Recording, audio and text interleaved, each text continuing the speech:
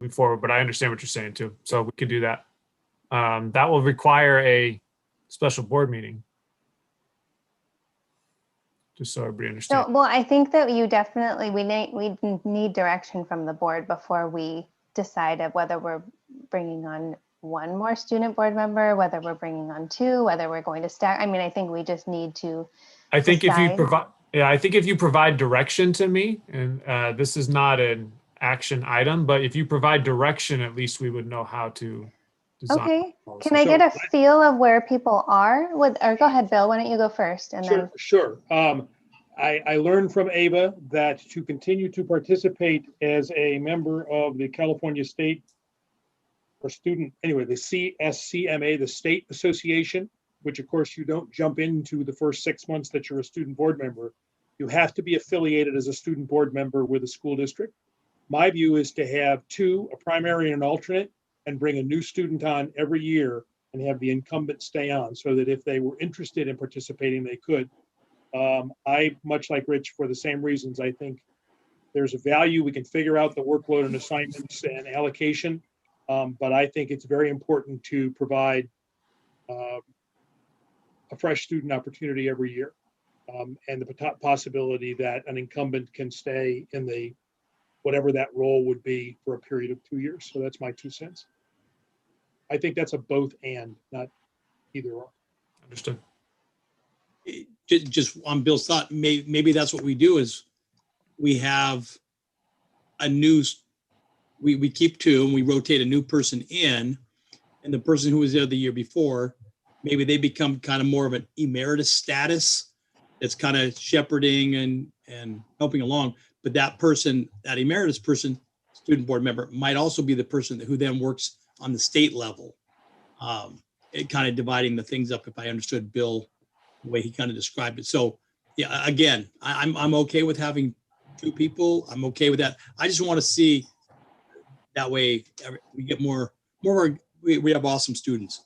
Let's have as many of them exposed. So if we have two, and they're either an alternate, an emeritus, or whatever we want to call it, or however we do it, that's for you guys to, Jeremy, you guys can work that out of how that would, sure. With state code and other things. And I'm sure if you gave it to Ava, she'd have an answer for you in about 24 hours. So, but with if I understand what Bill was talking about earlier, that you need to be on a board for a certain period of time before you can do the other, maybe that's how that could graduate or work or something. So go to it.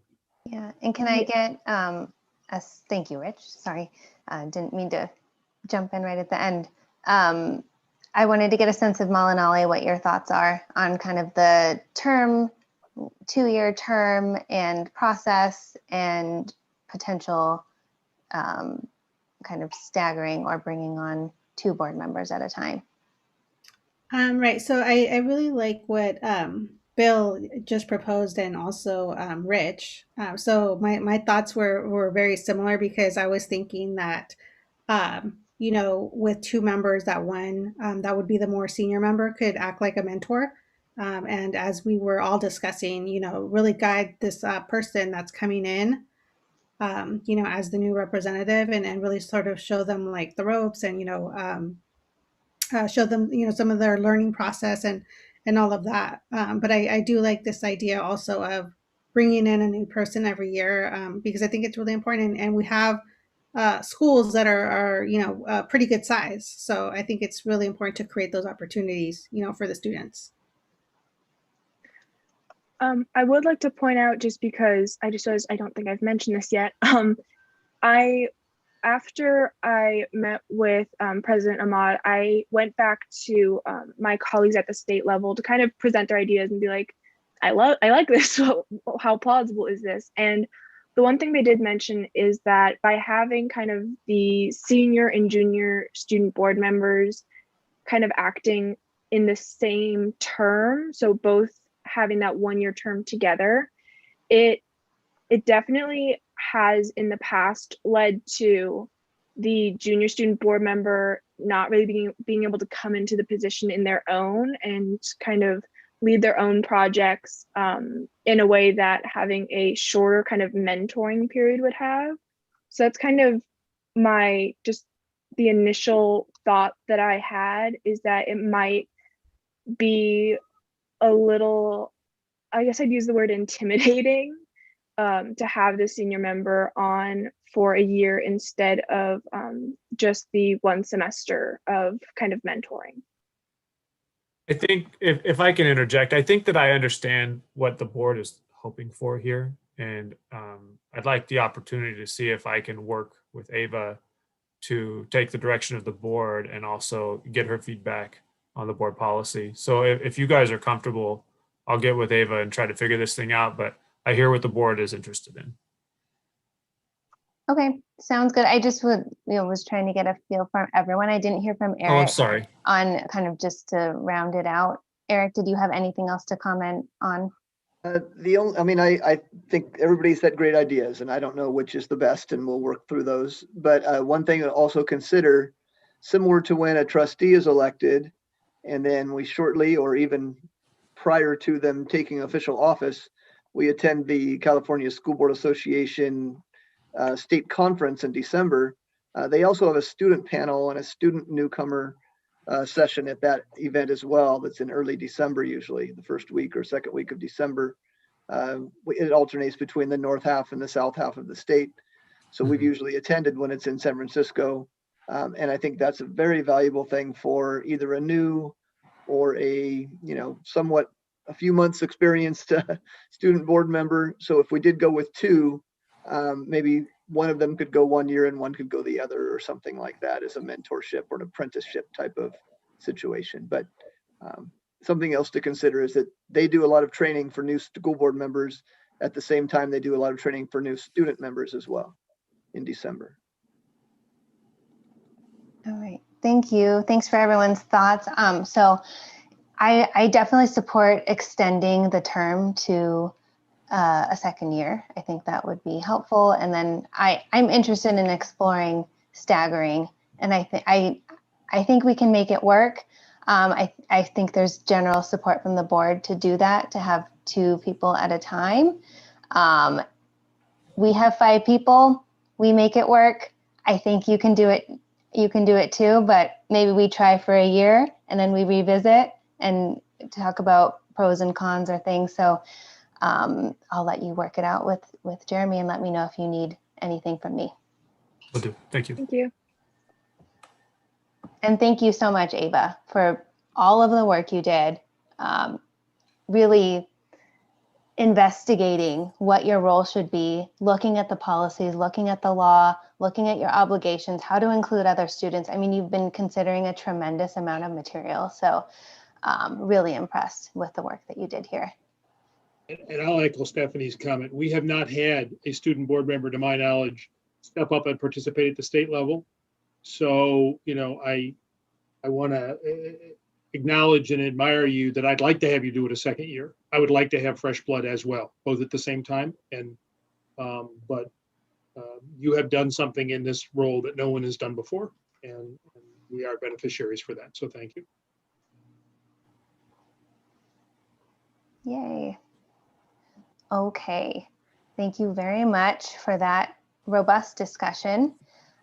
We will now move on to 6.1, which is resolution, adopting the resolution 2021-20, declaring the week of May 16th, which is this week, as Classified Employees Week. This is going to be presented by Superintendent Decker. I will say, normally we do that. We've had 2 meetings, and normally we have a meeting early in the month, and it makes sense to have our resolutions in May.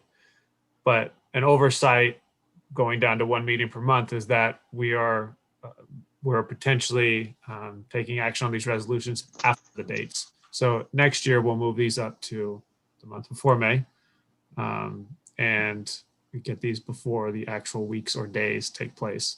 So, I mean, you can see the item. We know our classified staff has worked extremely hard. They always do, but through this pandemic, they've been frontline, and many have never had a day in their home when all of us were on lockdown. So I think to declare the week of May 16th as Classified Employees Week is a gesture to show how much we appreciate the work that they do every day. Any comments on that? Yes, thank you. And it's no less heartfelt, even though the week has already begun. And I also wanted to, since we will be taking action on this, as student trustee, Ava has the right to cast a preferential vote when we vote. So I will be asking for your vote going forward. Part of your good work is improving our process. So this is part of it. So for item 6.1, do we have a motion on this resolution? I would like to make a motion in honor of all those behind the scenes workers in the CSB or the CSEA union and those that are doing the daily grind, that we honor them and that we respect them with a week of appreciation. Do we have a second? I would second that. And as before we get other comment, welcome our classified employee leader to perhaps, Brad, give us insights about what this means to you and your team.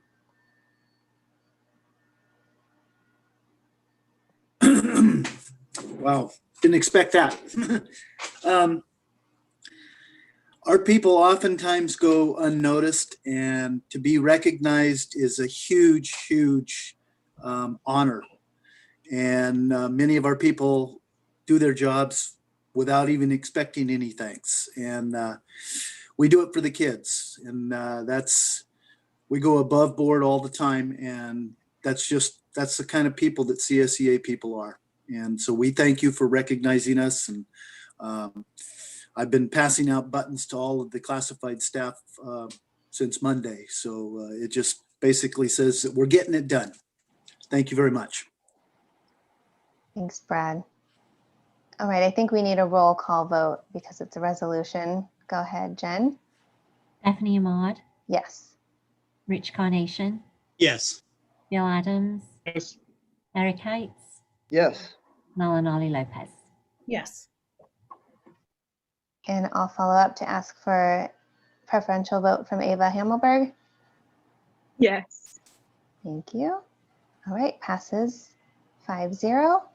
Item 6.2, similar deal, no less heartfelt, even though May 4th has passed, but I'll let Superintendent Decker talk about it. In the same vein, obviously our teachers have been asked to do the impossible. And even with the return to school, it hasn't gotten necessarily easier, but harder to meet the needs of both distance learners and students in person. And honestly, our teachers have done this without complaint as good partners.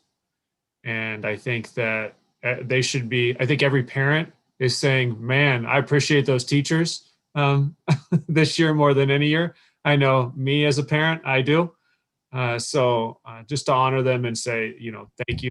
Day of the teacher, every day should be the day of the teacher. But to declare May 4th as that day, I think is the least we can do as a board. Great. Do I have a motion? I'll make the motion to approve the resolution. Thank you. Do I have a second?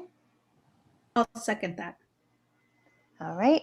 Roll call vote, please. Do we want to hear from Pete? Oh, yes, we should hear from Pete. Yeah, I mean, I said before, it's been a challenging year, and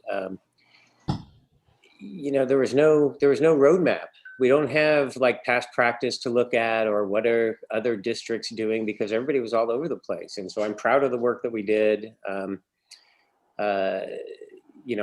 I'm proud of the way the teachers were able to flip and, assess and then reassess again and constantly look at what we were doing and make it better. And then with a month to go, bring more kids back. But the focus was on the students, and we knew how tough it was for them. And we figured we can do this. So thank everyone once again for your help and support during this year.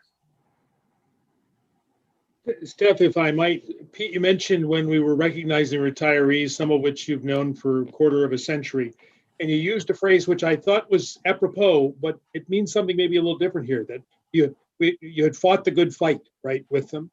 Well, we have candid, courageous conversations, I think, is our culture in this district.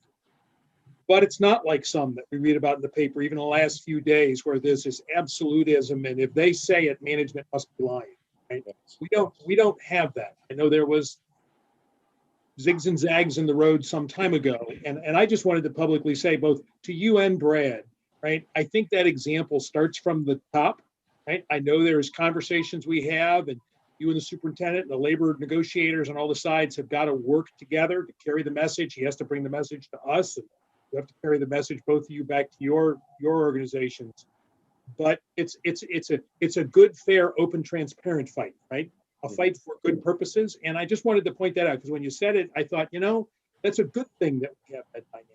It's not toxic zero sum. And you two who are on, I think, are walking the walk on that, right? To carry that culture in. And I want to thank you. It lets us focus on the students and the programs and their parents and our community, not an endless cycle of battling and finger pointing that other sister agencies not too far from ours seem to just get caught in. And we don't seem to be caught in that, at least not anymore. So thank you for that. Yes, it's it takes some work and it takes some trust, but I have a vision of a district that works together instead of battling each other over little bits. I think we all agree on a lot of stuff. We agree that there should be more money, but we're also working together to solve the problems that this district has. We need to reverse our declining enrollment. We need to bring more kids in. We need to make this a place where people want to come. Students, teachers, admin, everybody. And I think we're on our way. And so once again, thank you. I want to just say something. I just wanted to add that I really salute the teachers, because I was so impressed by the smooth transition from teaching online to teaching in this dual style environment where they were teaching online and then also teaching in person. I mean, I was so impressed with all of the work and thought that went into that. So just super impressed. Yeah. Go ahead, Rich. Bill, you and Pete both said something that kind of triggered a little thought in my mind. Some years ago when I was early on coaching, I had some kids and I was trying to help the kids, but the problem really was that parents were fighting all the time. And the kids were not able to focus on their studies. They weren't able to focus on their sports. They weren't able to focus on anything because their parents were fighting. And it was just, Bill, you said something that just kind of triggered that in my mind about how we're working together well. And then Pete said, we know we're lacking some money in some areas. We need to work on some things, but we're working together. And I was just thinking that is one of the unique things about Windsor's school district, is that we're like a good marriage. We with everybody. We have some issues, sure. We're working through them, sure. But we're doing it for our kids. Our kids are ultimately who we're doing this all for. And if we don't act as good stewards of our different things that we're doing, the kids are the ones ultimately that get affected. And so with that in mind, I think maybe as we negotiate and we do things where we're always trying to make things better for everybody, that we need to do it with the respect that I think has been mutually shown all across the board. Because ultimately, if we don't, our kids, meaning all of our students in our school district, they're going to suffer. I mean, why would a student want to come to school and study really hard when they hear that mommy and daddy are fighting over who's getting paid this or that and the other thing? So whatever the issue might be. So with that in mind, it's we all appreciate the spirit that everybody works together with. Absolutely. Thank you for all of the comments, and thank you to the teachers. I mean, you are the heart of, not to, you're the heart of our district. So is CSCA. I mean, it's, I can't have a favorite here, but I mean, both are amazing. And the partnership that Bill highlighted, I mean, that's a really important point. We feel genuinely very lucky to have the partnership that we have with our teachers, with our classified employees, and also kind of with each other. So I think the more we can continue to foster that, the better. And with that, we will take a roll call vote on this resolution. Stephanie Ahmad, Yes. Rich Carnation, Yes. Bill Adams, Yep. Eric Heights, Yes. Malinali Lopez. Oh, I think you're on mute, Malinali, but I think you said yes. Yes, I did. Okay, and preferential vote from Ava Hammelberg. Yes. Thank you. Okay, now we'll move on to item 6.3, which is resolution 2020-22, single subject credential waivers, and Chris Canalake will present this item.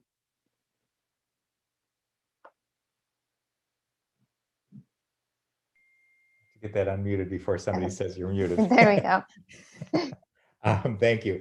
This is a sort of a routine item, but it's a really important item that we annually need to produce some waivers that are allowed through education code for teachers whose assignments are not exactly as straightforward as the California Teaching Credential Commission has set forth. So they're super legitimate, and they help us to do the right thing for kids.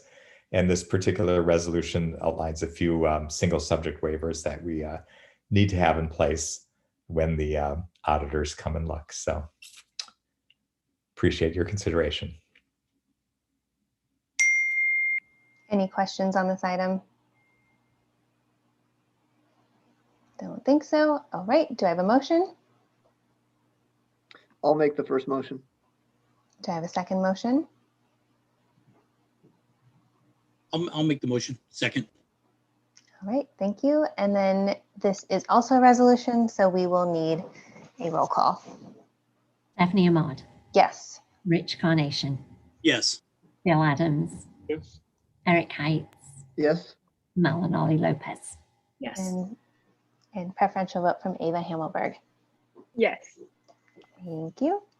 All right, now we are moving on to item 6.35, which is formerly item 5.1. Thank you, Mimi Dean, for waiting for this item. We're looking forward to talking with you. So first, we are doing discussion of state facilities funding for Windsor Unified School District. And welcome to the meeting. I know you've been here, but welcome to your part of it. I've enjoyed the meeting, and thank you for having me. Does everyone have the attachment that was provided as part of the board packet? We got it. Okay, perfect. So I appreciate the opportunity to give you an update of where the district is with eligibility under the state school facility program. And so I'm going to start with an overview. It's a refresher for some, but it may be some new information for others. And the program was established back in 1998, and it was a significant change from the previous programs. And the intent was to provide funding on a per pupil grant amount, and there are supplemental dollars for site development, site acquisition, and other specific project costs. The intent the legislature had was to provide greater independence and flexibility for a school district in determining the scope of their new construction and modernization projects. And the funding for the program comes exclusively from statewide general obligation bonds approved by the voters of California.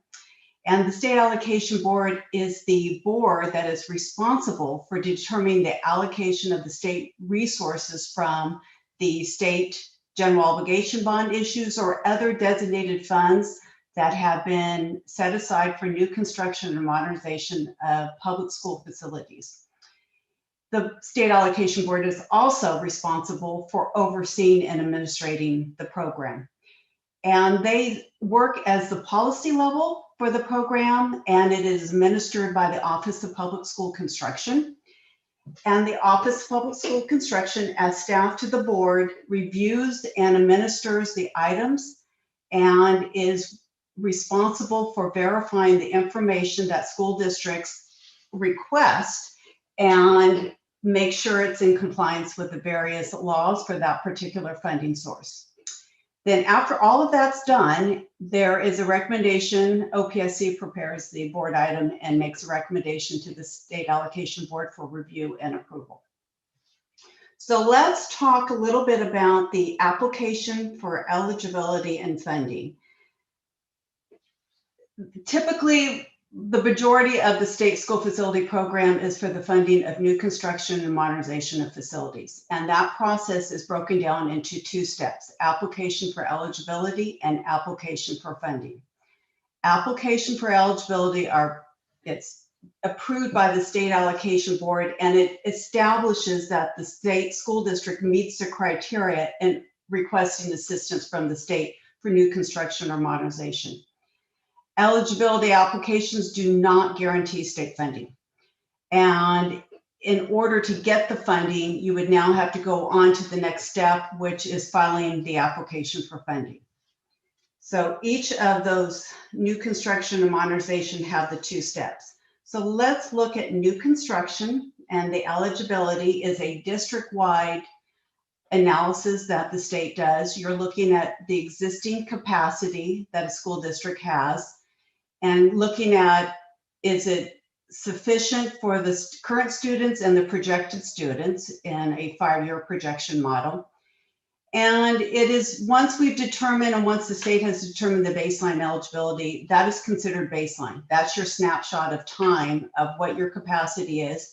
And it can only be adjusted for enrollment increases or decreases and added facilities. So how does the state project enrollment?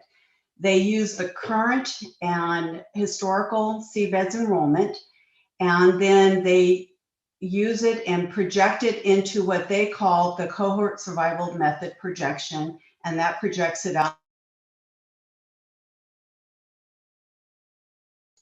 Sorry about that, I hit the mute button. With that, you look at, that's one part of the formula. The other part is taking your capacity, and if you subtract out your capacity for your projection, then you get unhoused students. And with that, represent the district's eligibility. So after we've established eligibility, then you can move on and request funding from the state. It's 50% state funding and 50% local matching share. That would equate to the total project cost.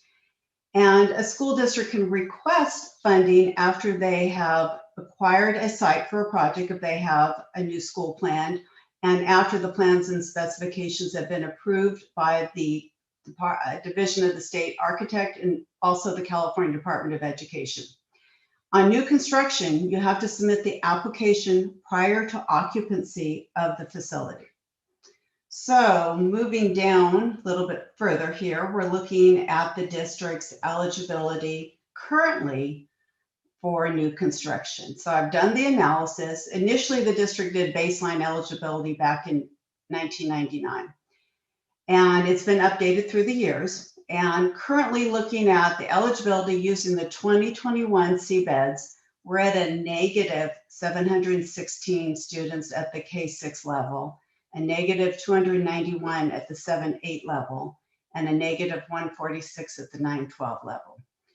We have a little bit of eligibility, 67 students for non-severe special day class, and then 40 for severe special day class pupils. So based upon the formula that the state utilizes and the fluctuation with the district's enrollment, it indicates the district currently has more capacity than what's projected and needed for housing students. We do have a little minimal, the special ed eligibility equates to 5 classrooms for the non-severe and 5 classrooms for the severe students. So with that, this analysis can be done each year. And if we have an increase in enrollment, then the numbers can change. But at this point, this is where we're at with the current enrollment. And as we know, there's been a decline in the district, and this projection and what has been determined is a reflection of that. So moving on to modernization eligibility, that is submitted, the applications are submitted on a site-by-site basis.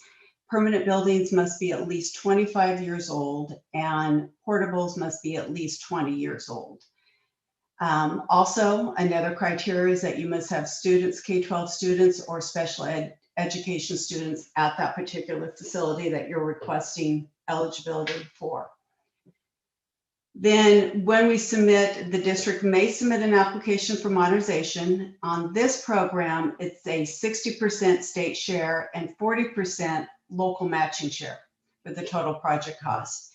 And with this, we would, before we can submit the application, we're going to have the plans approved by the Division of the State Architect and the California Department of Education. So those are the components. So moving on to the modernization eligibility for the district, looking at each school, looking at Maddie Washburn, the district established baseline eligibility back in 2016. Additional facilities are eligible at the school. And right now I'm estimating the state funding to be a little over 2.3 million, with the state share or the district share at 1.5 million, for a total project cost of a little over 3.8 million. Moving on to Brooks, the district established eligibility back in 2012. There are additional facilities that are eligible, and we've had an increase in enrollment there.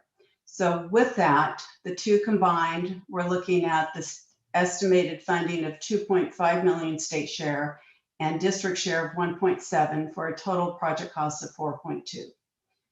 At Cali-Cameco Language Academy, the district established eligibility back in 1999. And additional facilities are currently eligible, and there's been an increase in enrollment. And with this site, we're looking at the state funding a little over 2 million and the district share 1.3, for a total of 3.4. At Windsor Middle School, the eligibility was established back in 2016. And we have additional facilities eligible, and we're looking at 4.1 million state share and this district share at 2.7, for a total of 6.8. So at Windsor High School, we established eligibility in 2019, and there are currently additional facilities, and that estimate is little over 3 million for state share and the district share at 2 million, for a total project cost of 5 million. At Windsor Oaks Academy, we recently were funded for a new construction project, and so those facilities are not eligible at this point for modernization funding. So moving on to page 4, I've put it in a table for you so you can see the cumulative dollar amount for the district, and we're looking at a little over 14 million state potential funding, and the district would be matching that at 9.3, for a total project cost of 24 million. So really, what are the next steps to move forward? For the eligibility is to file the updated documents that have been determined through this analysis, that gets filed to lock in the enrollment and the additional facilities. For the funding portion, is the next step would be that you hire an architect, which you have, and to develop the plans and specifications to be submitted to the Division of the State Architect and the California Department of Education for approval. Once we get all those approvals, we can submit the application for funding under the modernization program for that particular site. So what is available for state funding? That's the real big question. Is we know that Proposition 51 has been exhausted and the state program is considered suspended, but they are currently accepting applications. Once we submit the application, they review the packet for completeness, and then if it meets the requirements, the project is presented to the State Allocation Board for acknowledgement. So you're placed on the list acknowledging that you have completed the request for funding. With that, it's going to be dependent upon a future state program for funding. And in December of 2020, there were 2 bond bills introduced, AB 75 and SB 22. Both of them, neither one of them had a dollar amount determined in the bond bill. AB 75 the language currently is similar to the program we have now. SB 22 is similar to AB 48, which was known as Proposition 13, which was the statewide bond bill that was on the ballot in March of 2020 that failed. So these two bills are moving through the legislative process. They're going to evolve, they're going to change, but there is opportunity to try to position the district to obtain funding. And that has worked in the past because we recently were funded for a little over $4.3 million worth of projects. So I can answer questions. If you don't mind me going first, I've got a couple curiosities. Sure. And thank you for being here tonight. It's been nice to work with you over all the years. So we have two new projects currently beginning, Maddie Washburn new construction and Cali new construction to replace portables and buildings that are not up to very good code. Would those be considered modernization, or would that be a new project and we would not qualify? Since it's already underway, we have an architect, we have a builder, all that kind of thing. Can we apply for funds retroactively, or how would that work? Good question. And that's where Lois and I were working on this, is as we go forward with the modernization program is, when I talked in the beginning about the flexibility, part of the modernization program is you're allowed to do replacement of like kind. And so we've always been under the impression that we're going to remove the portables. There's always been discussion, especially at Cali, to remove the aging portables, which became eligible this year. That's why you see the large dollar amounts. And then the same thing is at Maddie. So all of those, I'm working on them with Maddie Washburn. Is the ground's broken there. You've started so we're working through the process of submitting the plans to CDE. The plans are approved or going through DSA. So we're working on it to get in place for those. For Maddie is the first one that's moving forward. And then Cali is in a design development, working with Brian. They haven't completed or gotten to the point where we can submit to CDE or DSA. So those two are targeted to do replacement of like kind under the modernization program. And then a follow-up question. So I know the money is not there now from the state, but maybe 2 or 3 years from now, a new bond passes, we make our way through the line of progression, and then we're given back, say, for example, $2 million. That's just a round number to throw out there generically. Does that mean that $2 million that they pay us back would need to go into a special fund for construction only? Or could it go to the general fund to replace money we've already spent? The money that you would be spending on both of these projects, my understanding, it was come out of the GEO bond. And Right. So you would reimburse the funding source that funded that project, which would be your general bond account. It would not be the district general fund. But into projects that are current, that have not been finished, or that are farther down the line on our bond fund or bond account. Yeah, it's reimbursement. Basically, you're fronting the state share. Yeah. And then once we get it, we reimburse the fund, and then you can use it for other projects. You're fronting their money. Yeah. Okay. And then one other idea, say, for example, we're doing a repainting. We've heard about that in consent tonight. And we're doing, walkway repairs, covered walkway repairs and things like that. Are those considered projects that could go through the state, or is it only classrooms and housing students, those kind of ideas? That's a good question. What happens with modernization is looking at what you're saying is painting and roof repair. If it's tied to a project that has to go through DSA and is dealing with the roof on a classroom along with other things, yes, it's eligible. Independent, without going through DSA, it's not. So there's pros and cons. I mean, you're trying to be efficient because you also have the additional costs going through DSA. So looking at the two with Maddie Washburn and Kelly, I mean, you're looking at a little over 4.3 million. And I know it does get frustrating because I've been in front of this board many years saying we need to get in line, we need to get in line, but it has come to fruition. I mean, we've been able to get over $24 million for the district through this process. It's just a delayed reimbursement to the tune of 3 to 4 years.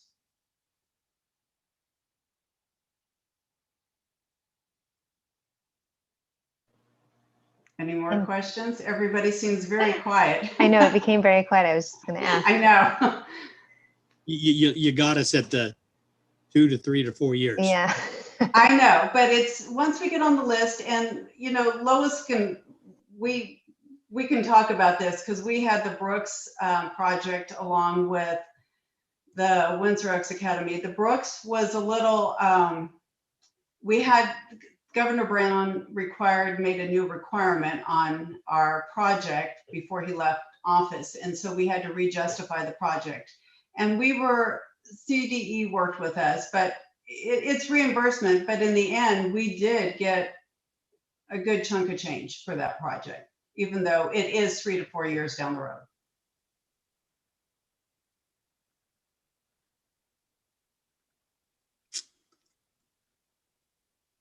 Any other questions, Yeah, comments? some people are on that list for 10 to 15 years. So I think 3 to 4 years. Jeremy, it hasn't been 10 to 15 years. It's been historically, because I've been working under the state program since 1987. It's usually it's been about a 3 to 4 year process, but it hasn't been 10 to 15 because this program's only been around. But there usually is a bond measure. Part of Prop 13 failing was the title Proposition 13. And I believe they've done a bill to retire that proposition number.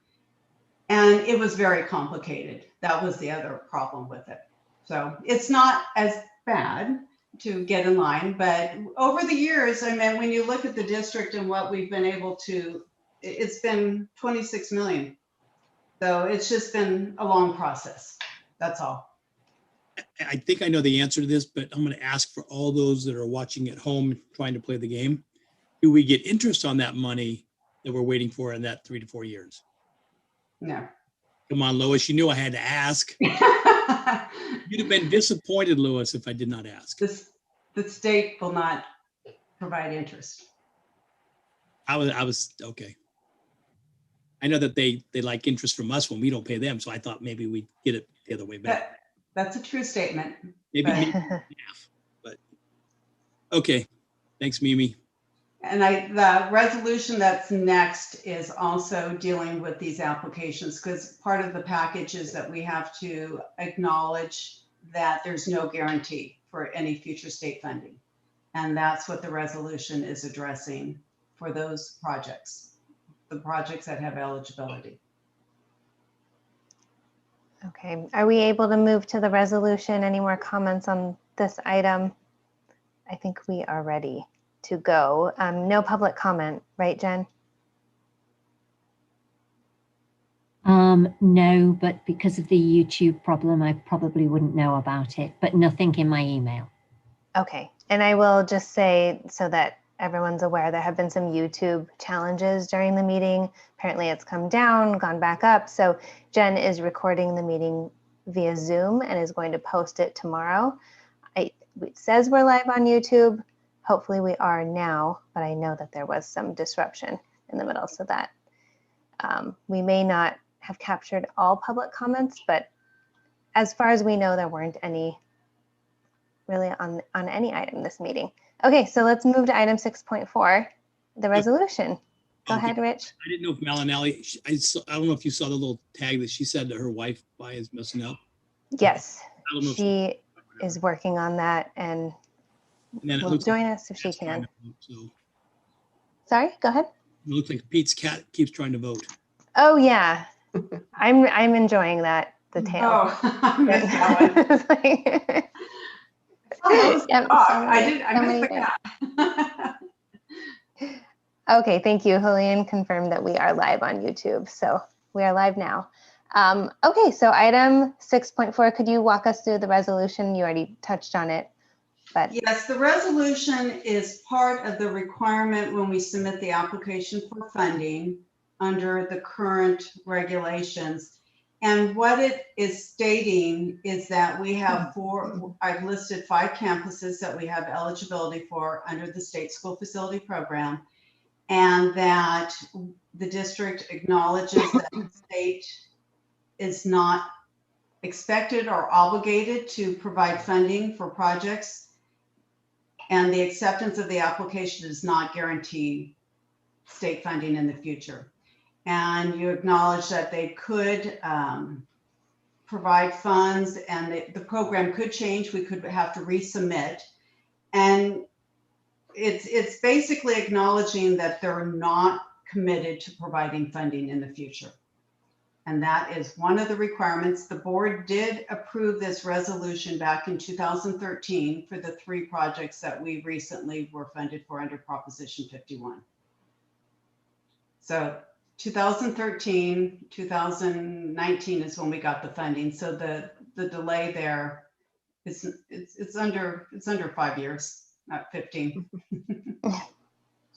So we're basically acknowledging that we could go forward and that the state may not match the money. We're acknowledging that we're submitting our application, and we're acknowledging the state is not guaranteed to pay us, or acknowledging that it's not a commitment on their part that they will fund this project.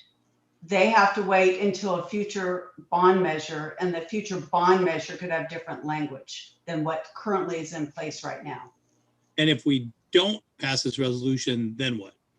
We are unable to submit the application for Maddie, Washburn Elementary, for Modernization or Cali-Comecca Language Academy.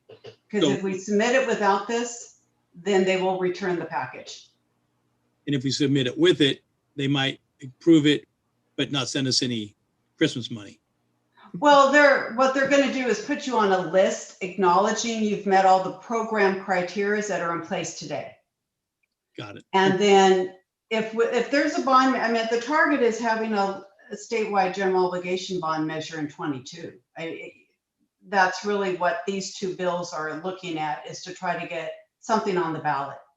The question is, what will it look like? Historically, they have honored projects, what they called grandfathered, or had minimal revisions that we've had to do.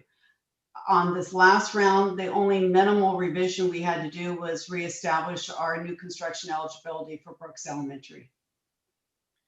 And actually Windsor Oaks Academy. And I knew the numbers were getting tight, and they did get tight, but we were able to do it. But that was a program requirement that we didn't know back in 2013, and that came into play in 2016.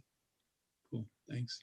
So somewhat to Rich's point, if we get in line now and they pass a bond in 2022, all those schools that then think they can spend a bunch of money and get repaid are behind us in line. We have the money to spend now because of a previous bond that we sold. Other schools might be waiting until they get a state bond to reimburse them for monies that they are waiting in line for. So getting in line sooner is better than not getting in line at all. Correct. In my opinion, that's how I choose to vote. Well, you get a date. It basically, once you get in and submitted, it's date order, and you're on this date. And that's what happened with the 3 other projects. We were in date order. They staggered. That's why it's been over a long process, because we were able to get the funding, but it's been over a 3-year period because of the date we submitted the applications. So you're locking in a date. And if everything, hypothetically, if everything rolls down, bond passes, they start processing us, we've submitted based upon the program we know. I've been doing this since 1987. For modernization, they haven't changed that 25 and 20-year requirement for facilities, the age, the whole time. So it's quite that pretty much is set. It's really going to be, it's unknown what they're going to require, but this sets us in and we're locked in. We finished the circle is what I call it. You started it, and then if they make us go back and redo the documents, we can do it, but you have a date. Okay. Do we need to make a motion, or how do we do this? Roll call. Well, we still need a motion though, right? For the roll call. I'll move to approve the resolution. I'll second it. All right, and then roll call from Jen, and Molinari is not here, although that won't change the roll call. Go ahead when you're ready. Stephanie Ahmad, Yes? Rich Carnation, Yes. Bill Adams, Yes, Eric Heights, Yes, Molinari Lopez. I know she's absent. And preferential vote from Ava Himmelberg, Yes. and then Rich. If we're kind of semi-done, I just wanted to ask Mimi a question. Sure. Mimi, with the district office, how do other, I kind of think I know, but I want to go over this because this is going to come up a little bit in our town. How does other districts pay for their district office? How do they fix them? How do they modernize them? How do they build them?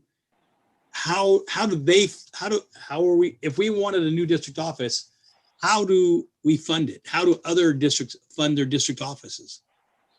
I've worked with quite a few districts, and all of them have funded the district office out of their local general obligation bond. When they've gone out for a bond measure, they've put in basically an allowance into the language saying new district office. In one large district, they ended up taking the back half of a middle school and making the district office, they did a 2-story building and just had a separate entrance and everything. But there was enough acreage there that they could carve out that acreage. Other districts set aside X amount of dollars for a district office and they try to work within that budget. But, that's always has been through their local geo bond is where they budget, because the state program doesn't build district offices. And that's where they're housing students, not the administration, even though that's part of the regulations, but it's been in the bond programs. So we actually could, if we wanted to, and there was a public will, we could have a bond that included that for the district. Okay, I think that might not have been that clear before. Well, I'm currently working with another larger district, and their district office is it's one of the first high schools in that whole district. And so they're putting an allowance in their bond measure, new district office, for $1 million. And so they've, allocated that because they need it. They may end up refurbishing that building, or they may try to find another one, but they're setting a cap. Got it. Okay. Rich, I think some of the clarification is maybe in our current bond language, we could not build a district Right. with the funds. It's got to be called out. It has to be called out to identify that you're going to use it for those purposes. And now I know that when you go to a new bond, you have to have certain bond capacity, and isn't that also tied to your property values, to your enrollment? Yes. There's a whole matrix with that, right? Property values. Property values, not enrollment, but property values. Enrollment. Got it. Okay. Thank you. You're welcome. Yeah, thank you. I think we're technically done. Thank you so much. You're welcome. And for that last discussion item. Good seeing everybody. Yes. Thanks, Mimi Dean. Bye. And then I think we need to vote to adjourn officially. We have item 7.7, which is just the calendar. And then do I have a motion to adjourn? if I could ask a question first. Sure. Lisa Saxon put in the chat earlier, our next meeting is June 17th, but I also heard in closed session, we may be having a second meeting to do LCAP and to do different things. Yes. When will we be officially meeting next month in June? The 17th, and then almost The 2 weeks 17th. after that on 29th. 29th. 29th. So 2 weeks apart, like we usually used to do, just starting later in the month. Yes, except the 17th is on a Thursday rather than a Tuesday, Right. when we usually meet. So just make a note of that. Yeah, thank you. All right. Any other questions before we go? I know it's always hard to say goodbye. I know. All right. I'll motion to adjourn. Do I have a second? A second. All in favor? Aye. Aye. Bye, everyone.